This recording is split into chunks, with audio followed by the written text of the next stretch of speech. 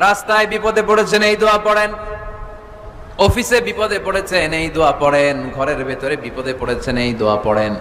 মাছের পেট থেকে এই দোয়া পড়ার কারণে সাইয়েদনা ইউনুস আলাইহিস সালামকে বিপদ থেকে রক্ষা করেছে কে?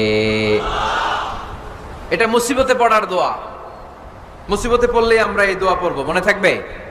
শুধু এমন না যে তুফান ছুটলে পড়বেন, আকাশে থান্ডার বজ্রপাতে পড়বেন না, যে কোনো দোয়াতেই লা ইলাহা ইল্লা আনতা সুবহানাকা ইন্নী কুনতু মিনাজ জালিমিন।